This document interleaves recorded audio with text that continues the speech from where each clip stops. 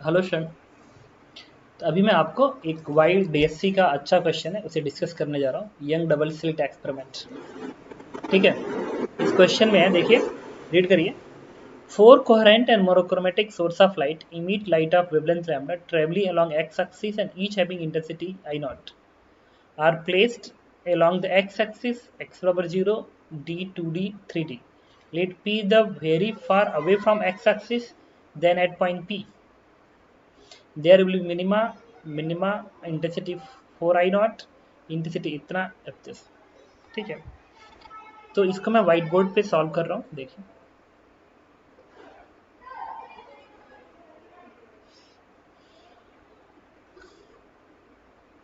Question में क्या है, जीरो पे है डी 2d 3d, जीरो पे है, डी पे है, 2d पे है और 3d पे है।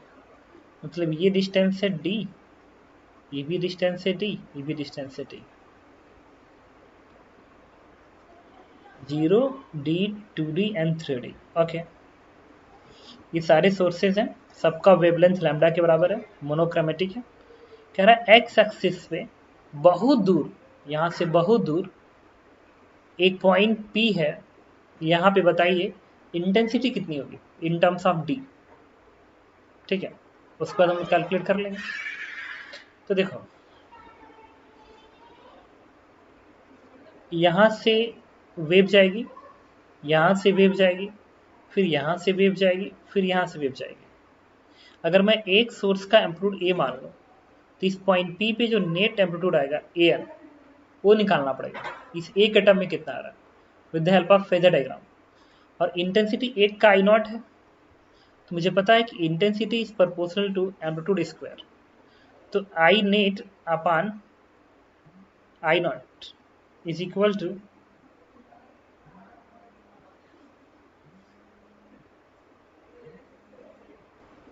ओके। तो इंटेंसिटी एम्पलीट्यूड के स्क्वायर का प्रोपोर्शनल होता है, तो net intensity is A N का square upon I naught and divide by, यहाँ का एम्पलीट्यूड ए मान लो, तो इससे क्या हो गया, और प्रोपोर्शनलिटी हट जाएगी, तो ये कंडीशन आ जाएगा। अब ए एन और ए का रेशियो मिल गया, तो मुझे नेट इंटेंसिटी आई नॉट मिल जाएगा। और इसको निकालने के लिए हम लोग फेजर का हेल्प लेंगे, फेजर डायग्राम। ठीक है, तो देखिए, किसी एक को रिफरेंस की तरह से मान लीजिए। तो ये ओरिजिन पे जो है ना, मैंने इसी को रिफरेंस मान लिया, रिफरेंस मान लिया।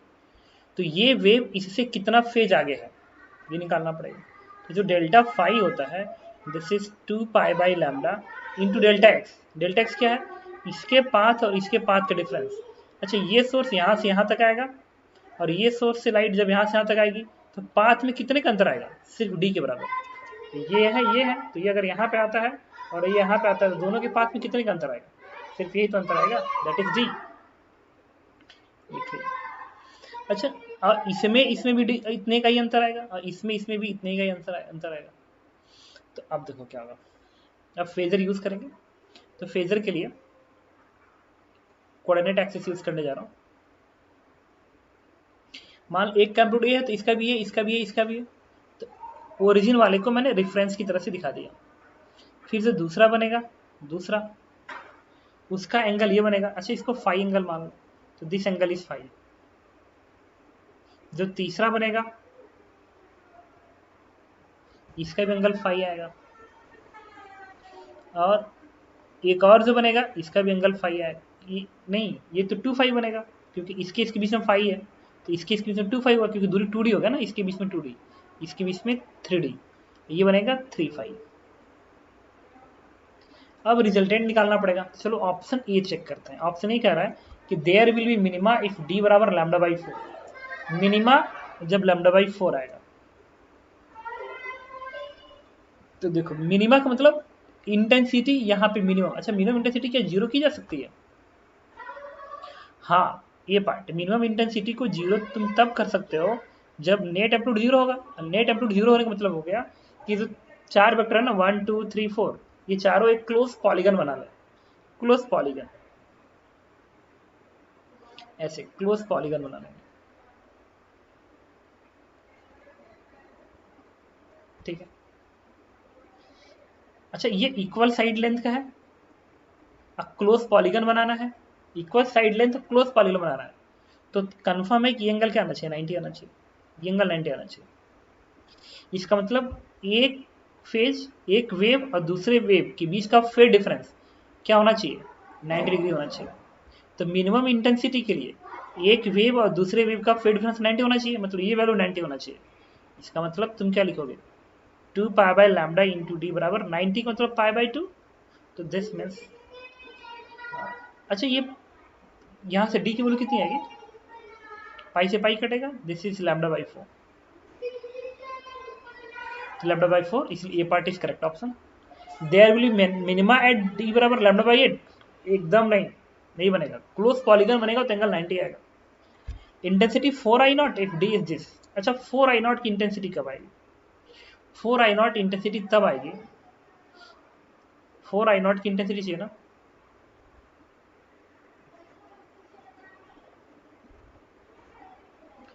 फोर आई नॉट की इंटेंसिटी अगर दोनों के बीच का एंगल और दूरी इतना हो गया तो चलो चेक कर लेते हैं, इसको वेरीफाई करके चेक कर लेते हैं क्या आ रहा है कि नहीं आ रहा है। अच्छा अगर डी लैम्डा बाई 2 हो गया, सी पार्ट में डी लैम्डा बाई 2 हो गया, डी लैम्डा बाई 2 हो गया तो फाई किस बराबर आएगा, तो फाई की जो वैल्यू आएगी, अगर डी पे लैम्डा बाई 2 रखेंगे, लैम्डा बाई 2 तो लैम्डा से कटेगा 2 से 2 that is pi, this angle is pi. इसका मतलब कि अगर मुझे फेजर ऐड करना हो, फेजर अगर ऐड करना हो, फेजर ऐड करना हो तो कैसे ऐड करोगे, मैं ऑप्शन थर्ड चेक कर रहा हूँ, एक वेक्टर ये वाला वेक्टर, फिर इसके लिए एंगल पाई, पाई का मतलब उल्टा, फिर ये वाला इससे भी पाई एंगल है तो ऐसे, और ये वाला इससे भी पाई एंगल है तो ऐसे। तो कोई पूछे रिजल्टेंट कितना गया, रिजल्टेंट तो ये इसे कटेगा, ये इससे कटेगा, इससे कटेगा, तो रिजल्टेंट एम्पलीट्यूड इज 0। एम्पलीट्यूड अगर 0 हो गया इसका मतलब ये हो गया कि इंटेंसिटी 0 हो जाएगी, तो गलत ऑप्शन हो गया। ये इस पे देखो, इस पे इंटेंसिटी 0 आएगी, 90 डिग्री क्लोज पॉलीगन बना था, इस पे भी इंटेंसिटी 0 आएगी, नेट इंटेंसिटी लैम्डा बाई 8 पे नहीं आएगी, ठीक है, ये क्लोज पॉलीगन नहीं बन पाएगा। 3I0 कब आएगा, जब lambda by 6, lambda by 6 check कर लो, तो अगर यहाँ पे तुम लैम्डा बाई 6 रखोगे, lambda by 6 fourth option check कर रहा हूँ, तो ये कितना बनेगा, 3 180, दिस इज 60 डिग्री, 60 डिग्री और 4 तो है 60 का मतलब है 4 पे 60 डिग्री क्या बनाएगा, चेक करते हैं। ये वेक्टर ये है, इससे 60 डिग्री नहीं, एक काम करो ना, फेजर पे जाके ऐड कर लो, चेक कर लेते हैं।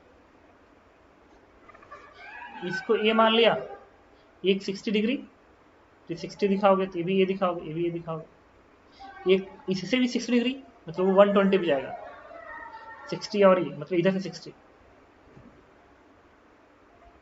तो 3 बन गया, एक और 60 मतलब इधर, मतलब ये इससे 60 और ये इससे 60, तो एक और 60 का मतलब ये 60, दिस इज 8। तो मुझे बताओ ये इससे कैंसिल आउट हो जाएगा, इसका इसका रिजल्टेंट चाहिए, और ये पूरा एंगल कितना है 120, अगर 120 है तो रिजल्टेंट कितना आएगा, ये नेट बराबर ये बनेगा अंडर रूट ए स्क्वायर, नहीं ये कॉस 60, ये कॉस 60 दैट इज 8।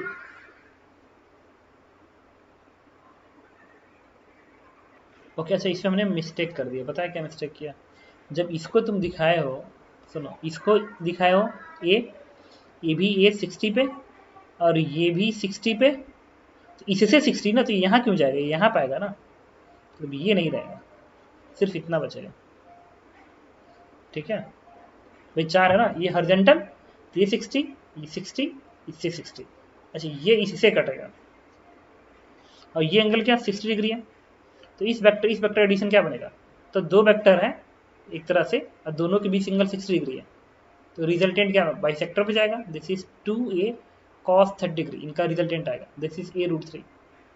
इसको चाहो तो इसे निकाल सकते हो, ए स्क्वायर प्लस 2AB cos 60 आ जाएगा A√3। an इतना है और इंटेंसिटी का स्क्वायर, तो an का स्क्वायर करोगे तो यहाँ से ए स्क्वायर, तो 3A स्क्वायर बनेगा, और नीचे एक ए स्क्वायर है तो कैंसिल आउट हो गया, तो IN इज 3I0, तो आंसर इज 3I0, ठीक है। तो ऐसे क्वेश्चन को हम लोग नेट एम्पलीट्यूड के सहायता से हैंडल करते हैं, जब भी आपके सामने एक से ज़्यादा, दो से ज़्यादा सोर्सेज हों, ठीक है, तो आप उनको फेजर का हेल्प लेके अटेम्प्ट करिए, ठीक है। नेट एम्पलीट्यूड निकालिए फेजर की हेल्प से, फिर इंटेंसिटी एम्पलीट्यूड के स्क्वायर के प्रोपोर्शनल होगा, सॉल्व करेंगे आपका आंसर आ जाएगा। ओके।